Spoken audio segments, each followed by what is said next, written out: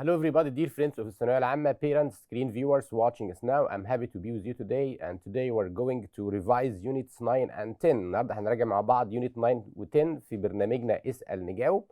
طبعا الأسئلة اللي بتجيلنا على البرنامج هي اللي بنقدمها لكم في حلقاتنا، وكمان مع مجموعة أخرى من الأسئلة اللي بتركز على تنمية مهارات الثينكينج، التفكير، زي مهارة الاندرستاندينج، to analyze and to create، ومهارة الإبداع. دي كلها مهارات مطلوب مني اشتغل عليها الفتره دي كلها، وهنشوفها من خلال some questions، بعض الاسئله اللي انتوا بعتوها لنا، ومجموعه اخرى احنا مجهزينها لكم اسئله مهمه جدا. نركز مع بعض ونبدا مع بعض. طبعا يونت 9 بنتكلم فيها، يونت 9 و 10 بنتكلم على الريبورتد سبيتش.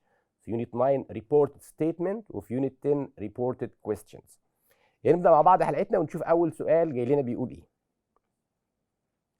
الكونتنتس بتاعنا النهارده طبعا عندنا جنرال اكسرسايز، كمان improve your thinking skills، أسئلة لتنمية مهارات التفكير. writing skills، هنتعرف على الجزء الجديد الخاص بالwriting skills. كمان translation، هنشوف ترجمة من خلال multiple choice questions. نبدأ بالجنرال questions. أول سؤال عندنا بيقول John said I'm sick of running this website. على فكرة sick هنا بمعنى I'm bored، إن أنا أشعر بالملل. I want to change it into a reported statement. عايزين نحولها reported statement. Try to think، حاول تفكر، and say your answer، قول إجابتك قبل ما تشوفها معانا على الشاشة. يا ترى هقول إيه؟ John said that I was sick of running this website. John said that he's sick of running this website. John said that he was sick of running that website. John told that he's sick of running that website. Which one is the correct answer? Yes, excellent. الإجابة طبعا الاختيار C. John said that he was sick of running that website. أنا هقول structure، قاعدة بسيطة صغيرة كده نشتغل عليها في الستيتمنت. ببدأ الأول بالسبيكر، المتحدث، الشخص اللي بيتحدث. بعدها بجيب كلمة said أو told plus addressee. told وبعدها الشخص المخاطب اللي أنا بكلمه. بعدها we use that to link the two، بنربط بذات. بعدها بنجيب سبجكت فاعل، وبعدين فاعل في الباست في الماضي، طالما ان الفيرب كول الريبورتنج فيرب اصلا سيد او تولد في الماضي. انت لو كتبت الاستراكشر ده عندك وطبقته على اي جمله بتحلها هتعرف اذا كانت اجابتك صح ولا خطا. يلا نشوف ذا نيكست كويستشن. ريتشل بتقول مايكل اند اي ار جيتنج ماريد نيكست سمر. بتقول انا ومايكل هنتجوز نيكست سمر. ريتشل announced that، اعلنت دوتس ذا نيكست سمر. She and Michael are getting married. She and Michael were getting married. She and Michael are married. She and Michael had been married. شوف التنس بتاع الجملة كان ايه. الجملة كانت فيها are getting married. بتقول مايكل and I are getting married، هنتجوز. طبعا are getting ده present continuous، مضارع مستمر. لا، احنا عارفين ان احنا لازم نحول التنس للباست، للماضي، هتبقى past continuous، ماضي مستمر. يبقى الإجابة yes, well done. She and Michael were getting married the next summer. لاحظوا كمان ان انا حولت next summer لذا next summer، يبقى انا حولت الجمله الى reported statement. next نشوف السؤال التالي. تشارلز بيقول I'm very hungry. تشارلز complained that. complained يعني بيشكو، اشتكى. that he was very hungry. He very hungry. He's very hungry. I am very hungry. Yes, he was very hungry. ارجع تاني للاستراكشر اللي انا قلته في الاول، طبقه على الجمله دي كده. بدانا بتشارلز اللي هو المتحدث، بعدها complained جايه بدل كلمه said، that والفاعل he، والفعل في الماضي was. استراكشر بسيط قوي بتعرف بيه انت حليت صح ولا خطا. نشوف السؤال التالي. توم بيقول I'm not going to accept their offer. توم confided that dots their offer. He isn't going to accept. على فكرة confided بمعنى أكد. He's not going to accept. He wasn't going to accept. I was not going to accept. Try to think، حاول تفكر كده وتخمن الإجابة إيه يا ترى؟ ما تنساش إن إحنا بنحول الفيرب into the past، للماضي. هو بيقول I am، يبقى هحولها لإيه يا ترى؟ تمام، excellent. يبقى he was. يبقى he wasn't going to accept their offer. السؤال التالي بيقول are you going to take to the game. Are you going to the game? He wanted to know. he wanted to know. الاختيار الأول if I was going to the game, if I going to the game, that I was going to the game, if I like to eat pizza. Which one is the right answer? Are you going؟ بالراحة كده، ده الكويستشن السؤال. طيب زي ما قلنا الاستراكشر بتاع الستيتمنت الجملة الخبرية، هقول لك الاستراكشر بتاع السؤال في سطر واحد، على الرغم ان هو في ناس بتقول ان تحويل السؤال صعب، بس انا هقول لك في سطر واحد كده صغير. بنبدأ بالشخص اللي بيسأل المتحدث، بعدها بجيب asked أو wanted to know أو wondered أو أي كلمة بتدل على الاستفهام، بعدها بجيب الادرسي أو the object المخاطب أو المفعول، الشخص اللي أنا بوجه له السؤال، بعديها بنربط ب if أو whether if there isn't a question word، ده ما كانش في أداة استفهام، بعديها بنجيب السبجكت الفاعل، وبعدها verb في الباست تنس في الماضي. ما ننساش التيبل بتاع تحويل الجمل من present past. البريزنت سمبل بنخليه باست سمبل، بريزنت كونتينوس مضارع مستمر بنخليها باست كونتينوس، بريزنت بيرفكت مضارع تام بنخليها باست بيرفكت ماضي تام، الباست كونتينوس بنخليه زي ما هو باست كونتينوس، ويل بحولها لوود، كان بحولها لكود. طب هنا الجمله are you going، are you going ده present continuous، يبقى انا هخليها past continuous. يبقى he wanted to know، yes he wanted to know if I was going to the game. Next السؤال التالي I wonder where dots eat dinner tonight. Where will they would they will. Which one is the right answer؟ أنا عارف في ناس عايزة تقول they would، صح؟ لا، الإجابة مش they would. المرة دي مش هحول الفعل الماضي. طب ليه مش هنحول الفعل الماضي؟ تمام، علشان خاطر الريبورتنج فيرب wonder ده مضارع، يعني هو اصلا ما قالهاش wondered، ما قالش asked في الماضي، ما قالش wanted to know في الماضي، ده بيسأل في البريزنت في المضارع. يبقى نبقى عارفين كلنا طالما الريبورتنج فيرب الفعل القول نفسه في البريزنت في المضارع we don't change the tenses، بنحولش الازمنه، بتفضل الجمله في نفس الزمن بتاعها. يبقى where they will eat dinner tonight. يلا نشوف السؤال اللي بعديه.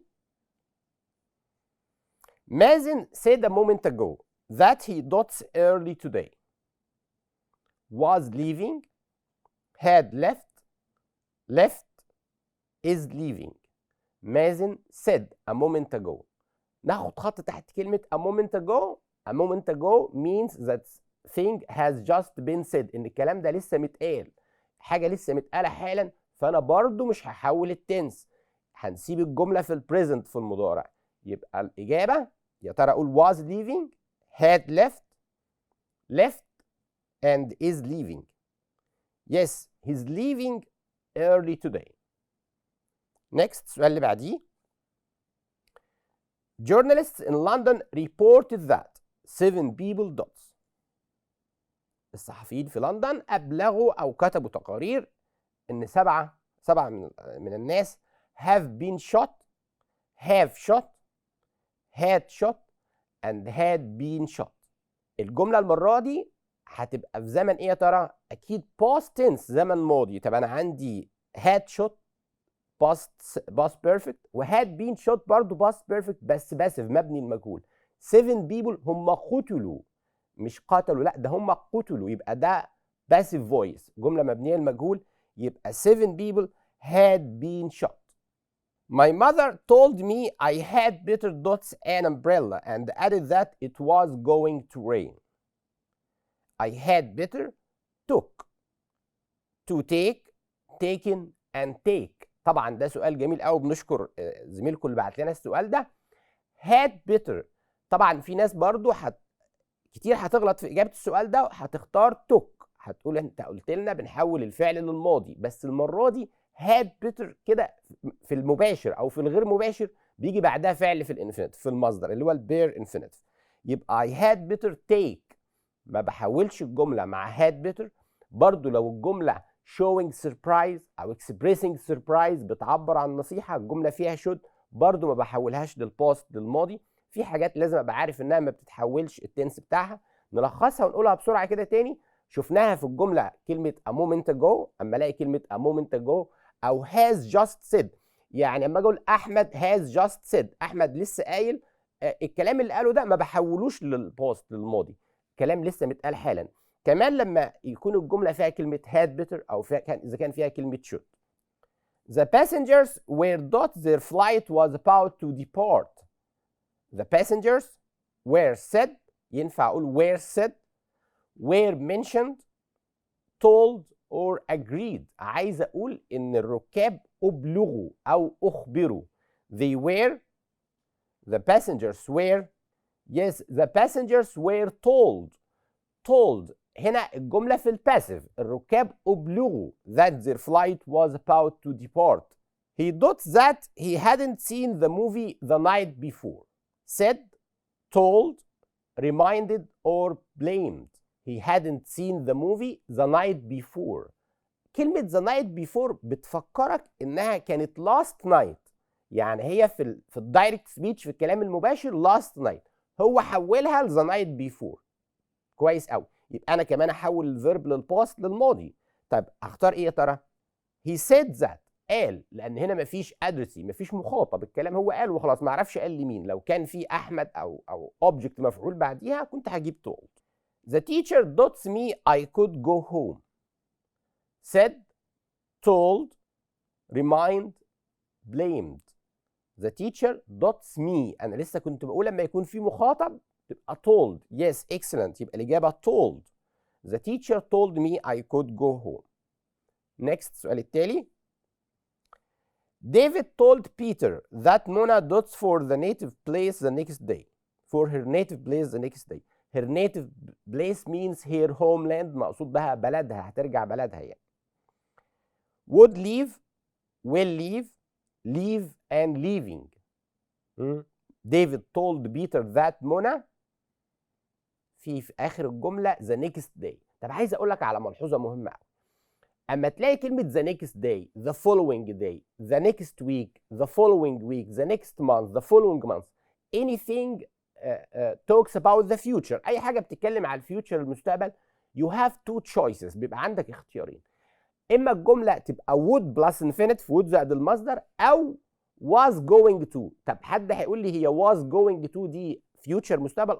ما انت عارف ان الفيوتشر اللي هو am is are going to، يبقى انا هحولها للباست تبقى was او were going to. يبقى اول ما نعرف نلاقي ان الجمله بتتكلم عن فيوتشر يبقى هفكر في التو اوبشنز دول، يا اما would plus infinitive او was going to plus infinitive. يا ترى الاجابه ايه؟ yes excellent، would leave for her native place the next day.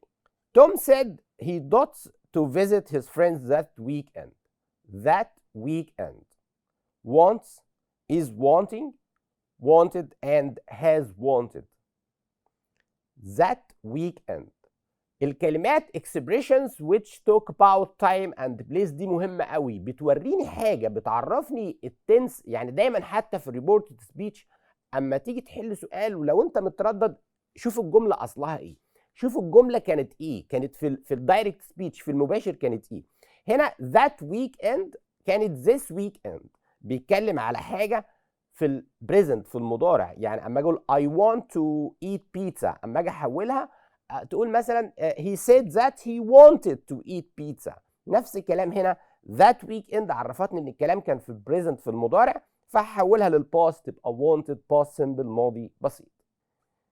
The employer said that he would pay my wages. my wages صاحب العمل هيدفع الأجر بتاعي the next day، the day before، the previous day، the year before. would pay، أنا من شوية كنا بنتكلم قلنا لما نلاقي في آخر الجملة the next عرفنا إن إحنا هنختار would. طب المرة دي الجملة فيها would، تمام، أنا كده سهلتها خالص. أما الجملة يكون فيها the next بنتكلم عن الفيوتشر هختار would أو was going to. هو المرة دي كاتب would، يبقى أنا هختار the next، بتكلم على حاجة في الفيوتشر the next day. السؤال التالي. The professor told the class that the old man in the sea. The old man in the sea was the best book he does.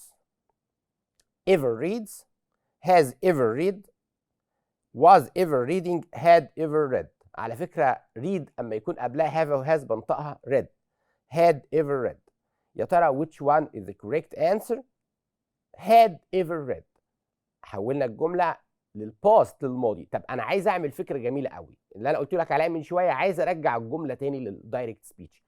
اهم حاجه في اللغه ان انت تعرف تتنقل بين الريبورت سبيتش والدايركت سبيتش، تحول الجمله زي ما انت عاوز. يعني الجمله دي كده ريبورت سبيتش، طب انا عايز ارجعها لاصلها، عايز ارجعها الكلام الاصلي، الكوتس، الكلام اللي قاله البروفيسور كان ايه يا ترى؟ The professor said to the class، الجمله اصلها كده the professor said to the class، قال للفصل، وبنعمل كوتيشن ماركس، والحاجات دي مهمه طبعا في النظام الجديد للثانويه العامه ان انا ابقى عارف البانكتويشن ماركس كلها، علامات الترقيم كلها. هنفتح الكوتيشن ماركس علامات التنصيص. The old man in the sea is the best book، شوف انا بقولها ايه، is the best book I have ever read، يعني احسن كتاب انا قراته. حولها بقى معايا بالراحه كده، يبقى the professor، انا كنت بقول said to، هنحولها لتولد، كاتبينها told. that the old man in the sea، انا كنت الجمله اللي بقولها is، هنحولها لwas، يبقى مكتوبه تمام was. has ever read مضارع تام، هنحولها لpast perfect الماضي تام، تبقى had ever read. I will resign today. The minister announced، الوزير اعلن، قال انا هستقيل النهارده. The minister announced that he would resign. Now، then، today، that day. الجمله فيها today، يا ترى هنحولها؟ yes excellent، هنحولها that day. في تيبل كده لازم نبقى عارفينه كويس، كنا قدمناه في حصص الشرح. now بنحولها لzen، that this احولها لذات، these احولها لthose، today احولها لthat day، tomorrow the next day، yesterday the day before and so on. Elizabeth بتقول did you watch the latest film؟ Elizabeth عايزين نحولها بقى. Elizabeth asked me، سألتني if I not the latest film. watch، was watching، had been watching، had watched. did you watch؟ طب زمن ايه ده؟ did you watch past simple. طب انا لسه كنت بقول الماضي البسيط بنحوله لايه؟ past perfect الماضي تام، يبقى had watched. Are you going to Tom and Julia's engagement party? Engagement party. I asked him if he goes to Tom and Julia's engagement party. Go، goes، was going، have gone. Are you going؟ أنا دايما عيني بتقع على التنس، على زمن الجملة، عشان أشوف نفسي هحل إزاي. Are you going؟ present continuous. طب بنحول present continuous ليه؟ تمام، ل past continuous. يبقى if he was going to Tom and Julia's engagement. How did you make that salad, Julie? I asked Julie how does that salad. She had made. Did she make؟ does she make؟ she has made. بنأكد تاني، السؤال فيه did، ده past simple ماضي بسيط، يبقى الإجابة أكيد عرفتوها كلكم. she had made، لسه قايلين من شوية بنحولها ل past perfect ماضي تاني. He had a not to see the dentist but he chickened out. على فكرة في some phrasal verbs، بعض الفريزال verbs بتبقى funny، حاجات ظريفة شوية. chickened out هنا معناها يعني خاف، يعني he became afraid، احنا بنقولها بالبلدي كده ان هو تراجع في اخر لحظه at the last moment. في برضو chicken out انا قلتها بمعنى يخاف to become afraid. في برضو other phrasal verbs، بس phrasal verbs دي بكونها من name of an animal، اسم حيوان plus preposition حرف جر، زي كلمه rat down to wolf out وهكذا. accomplishment، agreement، appointment and argument. He had an appointment، موعد، appointment، an arranged meeting. His daughter's speaker of Hebrew. fluent، affluent، fluently، fluency. He is، عايز اقول متحدث لبق للغة العبرية. a fluent speaker of Hebrew. طيب على فكرة في حاجة ظريفة قوي شفتها في بعض الطلبة كانوا بيسألوا عنها، جملة ظريفة قريبة لدي شوية. لو قال لي he is as، الجملة بتقول he is a fluent speaker of Hebrew. طيب لو عايز اقول he speaks، هو بيتكلم، اقولها ازاي؟ في حد هيقول لي هقول he speaks Hebrew أو he speaks English fluently، بيتكلم الإنجليش fluently بطلاقة. جميل قوي. طب في حاجة كمان عايز أضيفها لك.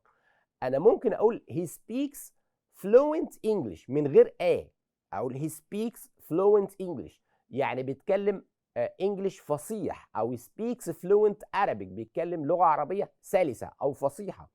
تمام؟ يبقى ممكن بس من غير لان اللغه اسم لا يعد، ما ينفعش اقول he speaks a fluent English او a fluent Arabic، لا اقول he speaks fluent English على طول او fluent Arabic. لكن speaker ده اسم مفرد، فاقول he is a fluent speaker of Hebrew. next نشوف السؤال التالي. The boy wandered the dots looking for his due. Adulthood, neighborhood, fatherhood, and brotherhood. He wandered بمعنى تجول. wandered to walk aimlessly، إن واحد بيلف أو بيتجول في مكان. Yes, the neighborhood. neighborhood بمعنى الحي أو الجيرة أو المنطقة. The dots cornered the politician with a particularly tricky question. أسئلة على فكرة الكلمات جميلة قوي ومهمة جدا، الأسئلة اللي انتوا بعتنها لنا على البرنامج، وحتى فيها تعبيرات جديدة. يعني الأسئلة بتاعتنا حتى اللي احنا بنقدمها لكم غير الأسئلة اللي انتوا بتبعتوها لنا، دايما بنتعمد ان الأسئلة بتاعتنا ما تبقاش موجودة في أي كتاب، مش هتلاقيها في أي مكان تاني غير عندنا في برنامجنا احنا بس. كمان بيبقى فيها expressions، بيبقى فيها idioms. idioms يعني ايه idioms؟ بمعنى الايديومز هي الايديومز دي بتبقى some phrases، بعض العبارات او sentence، الجمل which has a different meaning، بيبقى لها معنى مختلف rather than its literal one، يعني لها معنى مختلف غير المعنى الحرفي بتاعها. cornered the politician. cornered the politician ان to put someone in the corner، ان انت بتخلي حد في الكورنر، ان انت يعني بالبلدي كده زنقوا ببعض الاسئله اللي هو اسئله معينه، اسئله تريكي. مين بقى who cornered the politician with a particularly tricky question؟ interview، interviewer، interviewee and interviews. yes, the interviewer المحاور cornered the politician with a particularly tricky question. next, I had a guilty dots and couldn't sleep. conscience، conscious، conscientious and consciousness. I had a guilty، حد عامل ذنب او بيقول انا ضميري مش مرتاح. I had a guilty، yes I had a guilty conscience and couldn't sleep. على فكرة في idiom جميل قوي على الجزئية دي، بيقول a good conscience او a clear conscience is a good pillow. يعني برضو لما احنا مش هنترجمها ترجمه حرفيه، هو لو ترجمتها ترجمه حرفيه بمعنى a clear conscience، صفاء الذهن او راحه البال، تعتبر good pillow، مخده كويسه، او a good place، او helps you to sleep. معناها ان لما يكون someone who has a clear conscience can sleep well، الشخص اللي ضميره مرتاح بيعرف ينام كويس. نشوف السؤال اللي بعديه. his previous employer describes him as honest, hardworking, and conscientious, unconscious, suspicious, and delicious. صاحب العمل اللي كان بيشتغل عنده قبل كده وصفه ان هو امين and yes conscientious، مراعي لضميره. He's always had a burning dots to start his own business. burning what؟ واحد عنده شغف to start his own business، شغف حارق. burning برضو ده expression جميل قوي. يا ترى اقولها burning accommodation، ambition، addiction and aggression. yes, he had a burning ambition، عنده طموح to start his own business. يلا نشوف the next question. the rumors، كلمة rumors بمعنى الإشاعات will do untold damage. untold damage means a big damage. big damage يعني هتعمل دمار كبير جدا to his regulation، reputation، reclamation and renovation. to his yes to his reputation. the rumors الإشاعات هتسبب ضرر لسمعته. كلمة سمعة reputation. الاختيارات طبعا regulation تنظيم أو تنظيمات، reclamation استصلاح، renovation تجديد. It was very lots of you to do hair shopping. It was very adventurously, aimlessly, neighborly, and cleverly. It was very to help someone. انت لما بتساعد حد بقول عليك ان انت friendly. تمام، excellent. It was very friendly of you. او neighborly. friendly او بمعنى neighborly. على فكره الاثنين صح، ممكن اقولها friendly او neighborly. كان شيء لطيف منك، او ده ود منك، او عطف منك ان انت ساعدتها في الشوبينج.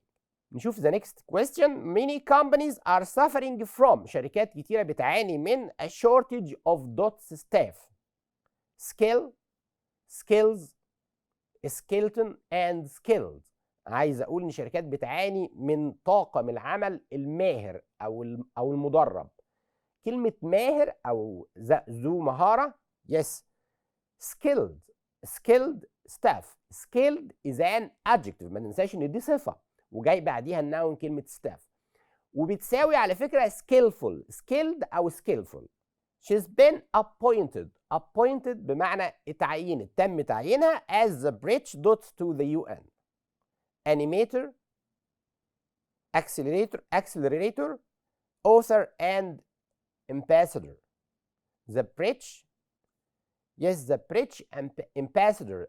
السفيرة بريطانيا to the UN في منظمة الأمم المتحدة.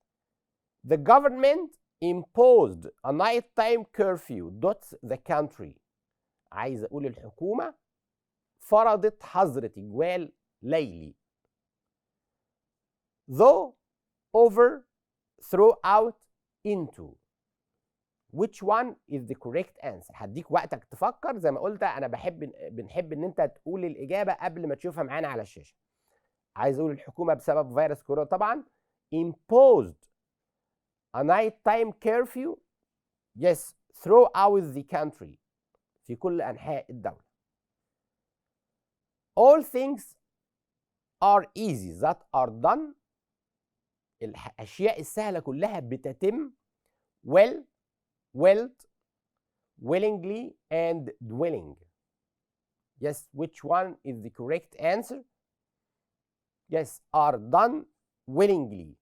What is the meaning of willingly؟ well احنا عندنا في يونت 9 بنتكلم عن كلمة well بمعنى إرادة، أو ممكن أستخدمها a verb بمعنى يوصي.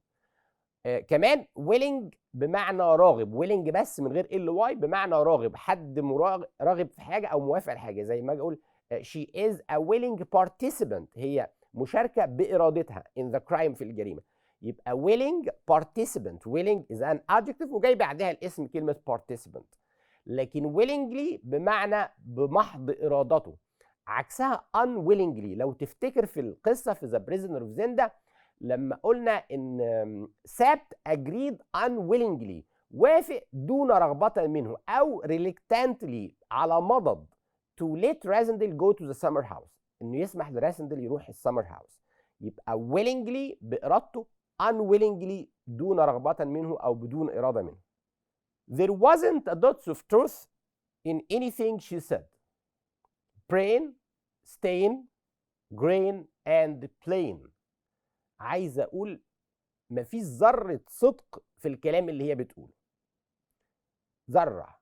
brain, stain أكيد طبعا عرفتوها كده. yes, grain of truth in anything she said. grain بمعنى غلال أو غلة الحبوب الزراعية، وفي نفس الوقت بتيجي بمعنى ذرة.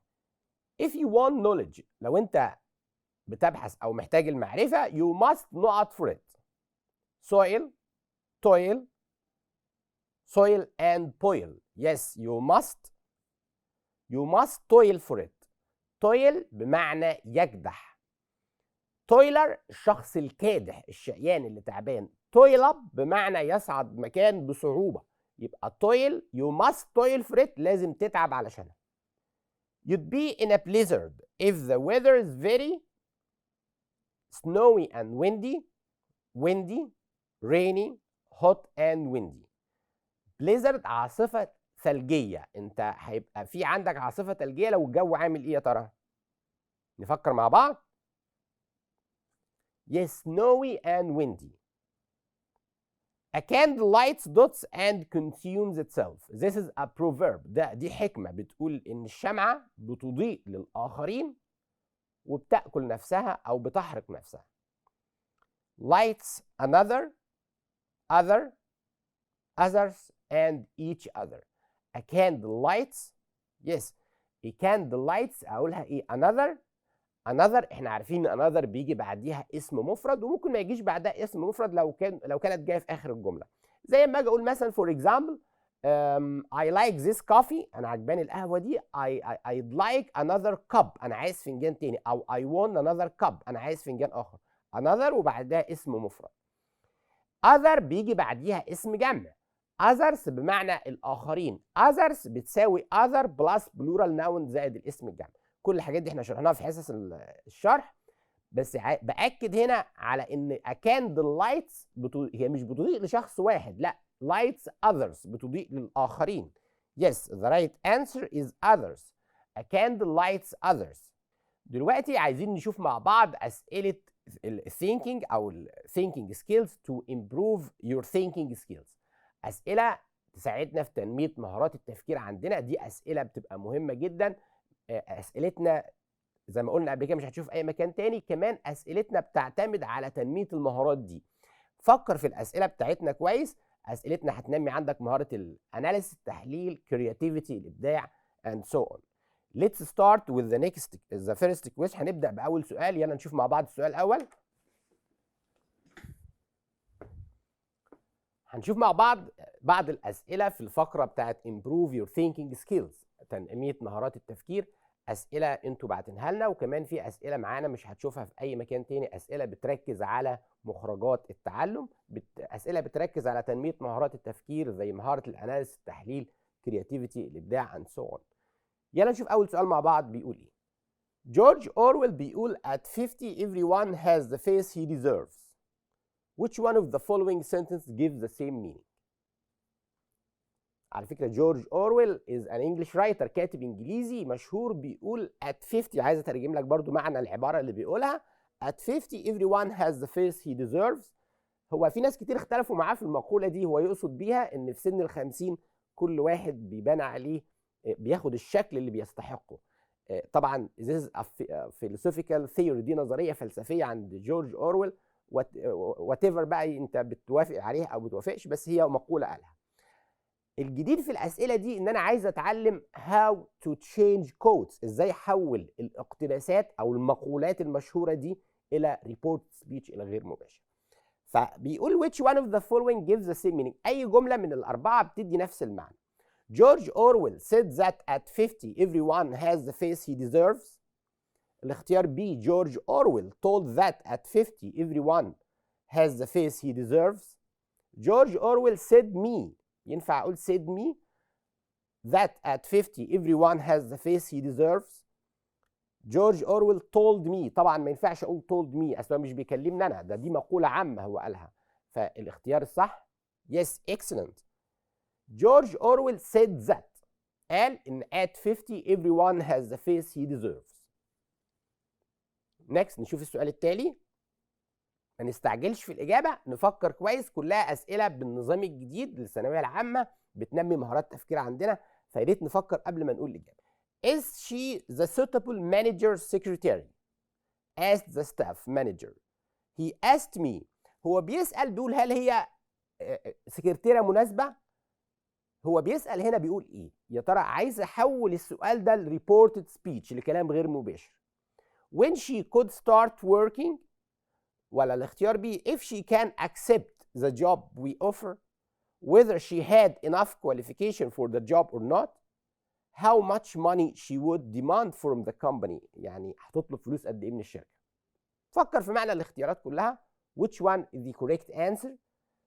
is she the suitable manager secretary، هل هي سكرتيره مناسبه للمدير ولا لا.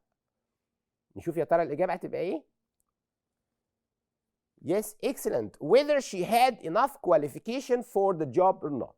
طب ليه اخترنا whether؟ لأن السؤال بادئ بإز. تبص على السؤال بادئ بإز، هنا مفيش question word، مفيش أداة استفهام. so we use whether or if. هنختار whether or if.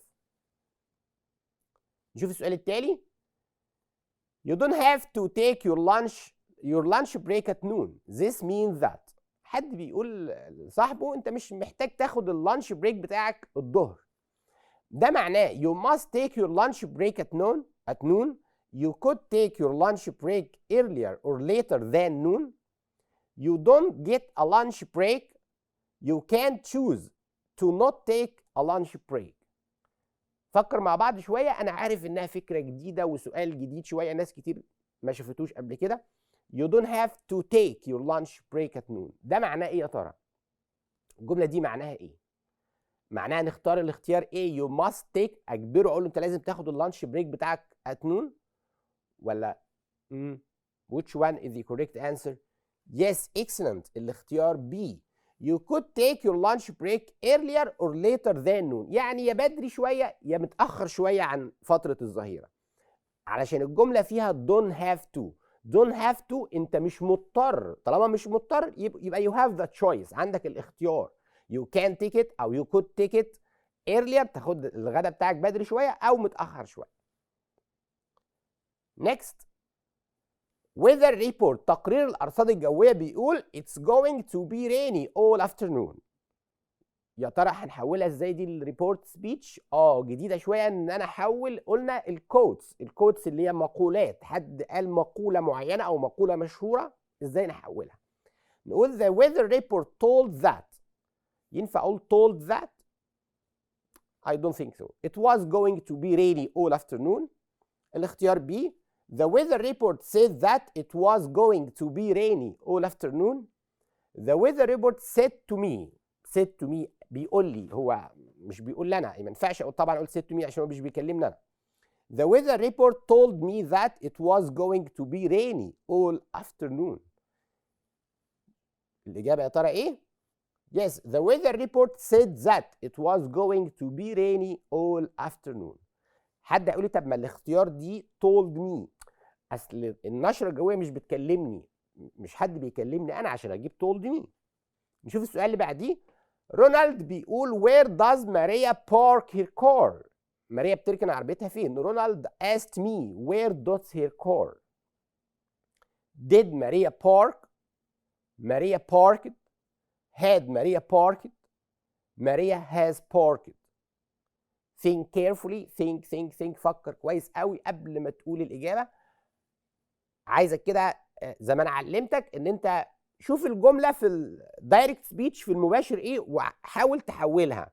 طب انا عندي في دو او داز، وي اوميت دو او داز، بنشيل دو او داز خالص ونحول الفعل اللي بعديها للباست تنس للماضي. يعني الجمله فيها داز هنشيلها ماريا ونحول بارك للماضي يبقى ماريا باركد. يبقى الاجابه الصح where Maria parked her car. next نشوف السؤال التالي. Santa Claus is the dots of Christmas. Personification, personal, animation, motion. Santa Claus is yes, excellent. Santa Claus is the personification of Christmas. تشخيص للكريسماس. خدنا كلمة personification أو paraphrase، الحاجات دي خدناها في البومز، في القصائد اللي درسناها في المنهج بتاعنا. Personification means to make something speak. احيانا الشاعر ممكن يخلي something speak، شيء يتكلم، او he talks to something، بيكلم شيء، فالحكايه دي بنسميها personification، تشخيص. next. dots and flexibility are personal skills. الاول عايزين نعرف يعني ايه personal skills. personal skills المهارات الشخصيه.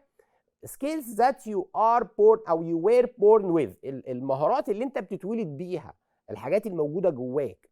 لكن في another definition، تعبير تاني اسمها hard skills. hard skills المهارات الصلبه are the skills that you acquire او that you are experienced in او that you are training on. المهارات اللي انت بتتدرب عليها او المهارات اللي انت اكتسبتها في حياتك اقول عليها hard skills.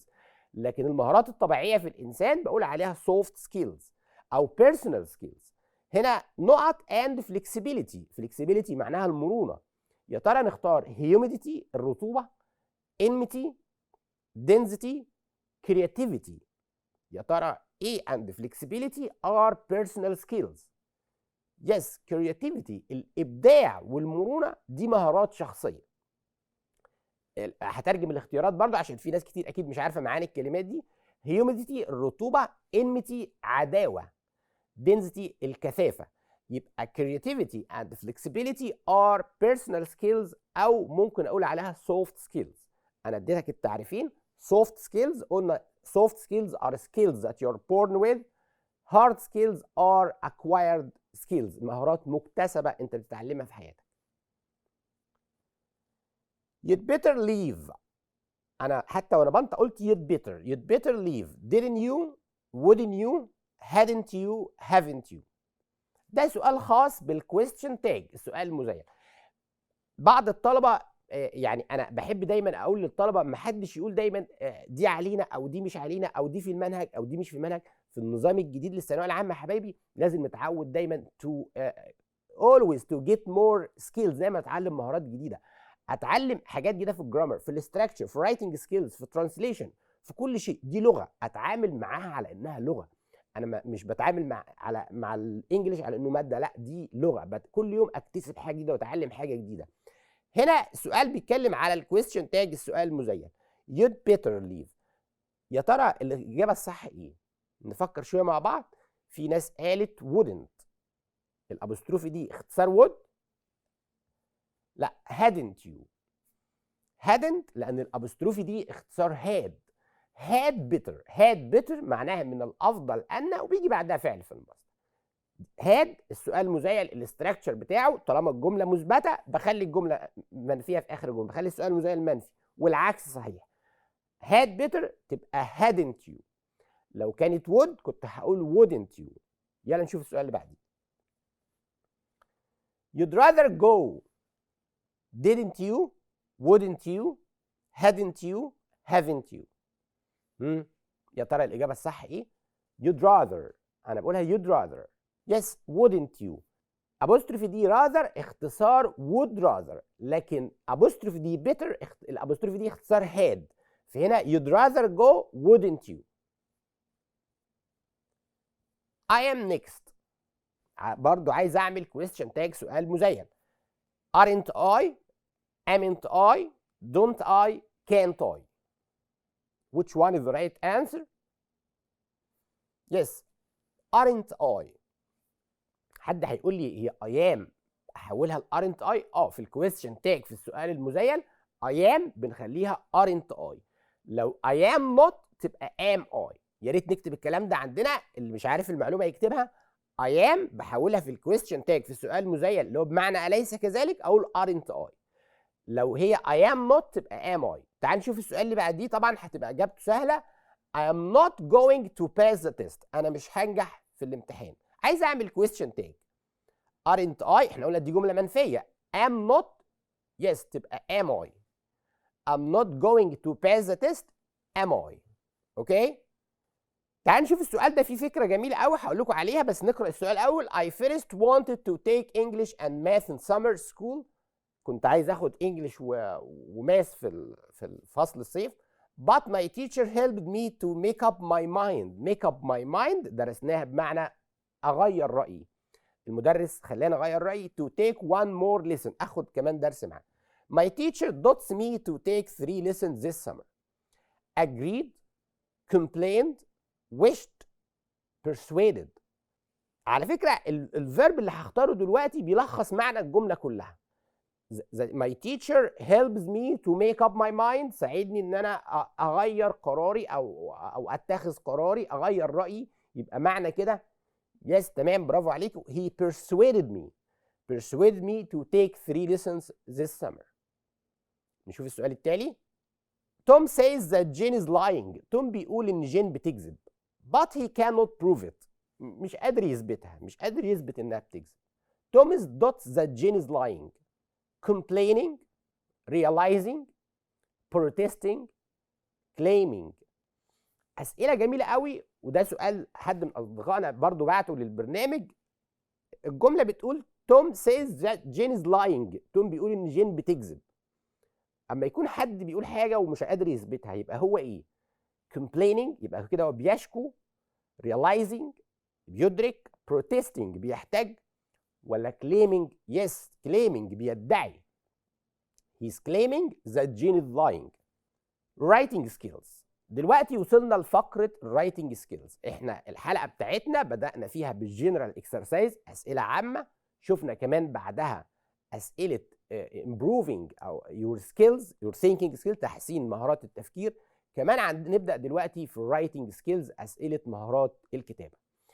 مطلوب مني ان انا ابقى عارف الرايتنج سكيلز، ابقى عارف how to write an essay، ازاي اكتب essay، types of essay، انواع المقالات ايه، ابقى عارف how to write a paragraph، ازاي اكتب paragraph، ابقى عارف التوبيك sentence، supporting sentence، conclusion sentence، جملة الختام او conclusion sentence. لازم ابقى عارف كل المهارات دي. برضو ابقى عارف البنكتويشن رولز كلها او بنكتويشن ماركس، قواعد الترقيم. يلا نشوف اول سؤال في الرايتنج سكيلز بيقول ايه.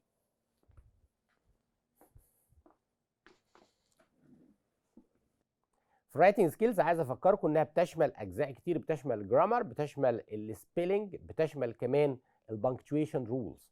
يعني نبدا مع بعض اول سؤال في الرايتنج نشوف بيقول ايه. A gerund is. A gerund is a verb which expresses possibility, objective or need. A verb that ends in ing that acts as a noun. A word or phrase that disrupts the flow of a sentence. disrupt the flow of a sentence means معناها ان كلمة بتقاطع تدفق جملة، بتقاطع تدفق الجملة او بتمنع تدفق الجملة. A person, a place, thing or idea. gerund is. الجيرند طبعا كلكم عارفين الجيرند اللي هو الفيرب بلس ing. تمام، يبقى الاختيار B a verb that ends in ing that acts as a noun، بيقوم بدور الناون الاسم. next نشوف السؤال التالي. which word should be preceded by an. أي كلمة لازم يكون قبليها an في الكلمات دي. university, hour, hotel, union. which one is the right answer? yes an hour. طب حد هيقول طب ما اور بادئه بالاتش وده حرف ساكن. لا، احنا ما بنتكلمش على حروف، احنا بنتكلم على الساوند، الصوت. اور الاتش ما بنطقهاش، فبقى اول ساوند بقوله ده ساوند فاول متحرك، فاقول ان اور. اوكي next. apart from your name and contact details. ده سؤال مهم وجميل جدا، بنشكر طبعا زميلنا اللي بعته لنا. the most important part of your CV is your date of birth, hobbies, achievements, contacts. اما بتيجي تكتب السي في، وطبعا عندنا درس السي في ده في يونت 9، يونت 9 فيها خاصه بالسي في، ازاي اكتب سي في. apart from بعيدا عن your name and contact details اللي بتكتبها في السي في، اسمك وتفاصيل جهات الاتصال بتاعتك. the most important part of your CV. بعد كده اهم جزء في السي في بيكون ايه يا ترى؟ date of birth تاريخ ميلادك، hobbies, achievements and contacts. yes your achievements انجازاتك، بتقول ان انا اشتغلت في المكان الفلاني، عملت كذا، البروجكتس المشروعات اللي اشتغلت فيها دي اسمها achievements. next. how many pages should a CV be. السي في المفروض تبقى كام صفحة؟ 1 2 3 it doesn't matter. yes it doesn't matter. اما نيجي نتكلم كلام علمي، اما when you are writing a CV، اما تكون بتكتب CV it doesn't matter how many pages you write. مش مهم عدد الصفحات اللي هتكتبها. في ناس بتقول لا هي بتبقى 1 page، لا ده مش شرط، ده مش اساسي. translation. بعد ما شفنا فقرة writing skills هنشوف مع بعض دلوقتي translation، الترجمة from Arabic into English and from English into Arabic. قبل ما نبدأ في الترجمة عايز اقول لكم برضو في سؤال ممكن يجي لي على فكرة في الرايتنج، يسألني عن التارجت لانجوج، وده حاجة بتشمل الرايتنج وبتشمل كمان الترانسليشن. التارجت لانجوج ودي هقدمها لكم في حلقاتنا الجاية، هقدم لكم شرح مطول ليها. التارجت لانجوج the language which you are translated to، يعني اللغة اللي انت بتترجم لها بقول عليها تارجت لانجوج. اوكي. السورس لانجوج اللغه الاصليه، السورس لانجوج ذا لانجوج which you are translated، اللغه اللي انت بتترجمها للغه ثانيه. يبقى اللغه اللي انت بتترجم لها دي اسمها تارجت لانجوج، اللغه اللي انت بتترجمها اسمها سورس لانجوج. نبدا نشوف مع بعض اسئله المالتيبل تشويس على الترانسليشن. اول سؤال بيقول ايه؟ choose the correct English translation. اختار الترجمة الإنجليش الصحيحة. بدون النباتات والحيوانات سوف يكون من المستحيل بالنسبة لنا أن نظل أحياء على هذا الكوكب. طبعا في some rules، بعض القواعد لازم التزم بيها، ابقى عارف ان انا الجمله لو جمله اسميه زي ما بنقولها في اللغه العربيه جمله اسميه، في الانجليش ببدا بالسبجكت الفاعل وبعديها الفيرب، عكس اللغه العربيه طبعا ببدا بالفيرب وبعديها السبجكت الفاعل. لكن هنا بدون النباتات، بدون اترجمها ايه يا ترى؟ without plants and animals. تعال نشوف الاختيارات مع بعض الاول. With plants and animals, it would be impossible for us to stay alive on this planet. Without plants and animals, it would be possible for us to stay alive on this planet. Without plants and animals, it would be impossible for us to stay awake on this planet. لاحظ alive شوية بقت awake. awake بمعنى مستيقظ. Without plants and animals, it would be impossible for us to stay alive on this planet. Which one is the correct answer? أنهي إجابة صحيحة؟ Yes، الاختيار دي. Without plants and animals, it would be impossible for us to stay alive on this planet. خد بالك في الاختيارات بتاعت الترانسليشن الترجمة ممكن يكون بيسألني عايز معنى كلمة، ممكن يجيب لي زي كلمة alive عملها لي مرة awake، وممكن يغير لي يخليها living ويغير لي المعنى بأكتر من طريقة. ممكن يشتغل على المعنى، ممكن كمان على الاستراكشر، تكوين الجملة نفسه. يعني ممكن أقول بدل ما أقول it would be impossible for us، ممكن أقول it would be impossible us وما أحطش حرف الجر for، طبعا هتبقى خطأ. فلازم أبقى عارف الصياغة، الاستراكشر، الجرامر بتاع الجملة يبقى مظبوط، وفي نفس الوقت كمعنى الجملة تبقى صحيحة. نشوف the next question. برضو translate أو choose the correct English translation. إن الارتفاع المستمر في درجة حرارة الأرض ستكون له تأثيرات خطيرة على كل الكائنات الحية. نشوف مع بعض الاختيارات. The continuous rise in the temperature of the earth will have serious effects on all living things. The continuous rise in the temperature of the earth will have serious effects on all living things. The continuous arouse مرة كانت rise في الاختيار B arise، في الاختيار C arouse. فكر كده، شوف الجملة اللي بعديها. The continuous rise in the temperature of the earth will have serious effects on all live things. live things، المرة دي بيقول live things. يا ترى الإجابة الصحيحة؟ Yes، الاختيار A. The continuous rise in the temperature of the earth will have serious effects on all living things. شوف السؤال اللي بعديه. Healthcare is the maintenance or improvement of health via the prevention, diagnosis and treatment of diseases and any other physical or mental impairment. يا ترى هنا عايزنا نترجم from English into Arabic. الرعاية الصحية الحفاظ على الصحة وتحسينها من خلال الوقاية وتشخيص وعلاج الأمراض وأي اعتلال آخر جسدي أو وجداني. هتلاقي معظم العربي شبه بعضه بس فيه اختلاف بسيط جدا. بس which one is the right answer؟ Yes، الإجابة الثالثة طبعا. الرعاية الصحية هي الحفاظ على الصحة وتحسينها من خلال الوقاية وتشخيص وعلاج الأمراض وأي اعتلال آخر جسدي أو عقلي. لو بصيت على فكرة في الاختيار الأخير، الرعاية الصحية الحفاظ على الصحة وتحسين من خلال الوقاية وتشخيص وعلاج الأمراض وأي اعتلال آخر جسدي وعقلي. في فرق بين وعقلي أو عقلي. الجملة فوق فيها اور، فما ينفعش أقولها لا، تبقى أو عقلي. دي كلها رولز، قواعد مهمة قوي أبقى ملتزم بيها. أبقى عارف كمان على فكرة كلمة live اللي كانت في السؤال اللي قبليه، ممكن في كلمة جميلة قوي، تعبير جديد for a living to do something for a living، إن أنت بتعمل شيء أو بتشتغل شيء من أجل أكل العيش. يعني for example لو قلت مثلا I'm a teacher، أنا مدرس، that's what I do for a living، ده أكل عيشي يعني. Dear friends, today we discussed، ناقشنا مع بعض النهارده revision on units 9 and 10. ناقشنا مع بعض النهارده مراجعة على unit 9 و10، قدمنا فيها الفقرات بتاعتنا، فقرة الجنرال اكسرسايز، فقرة الثينكينج سكيلز مهارات التفكير، كمان شفنا الرايتنج سكيلز مهارات الكتابة، والترانسليشن شفنا كمان فقرة الترجمة. بنوعدكم ان شاء الله في حلقاتنا الجايه هيبقى في معانا اسئله مش هتشوفها طبعا في اي مكان تاني، اسئله بتنمي مهارات التفكير عندنا. Dear friends, I enjoyed being with you today. Thank you for watching and see you next time.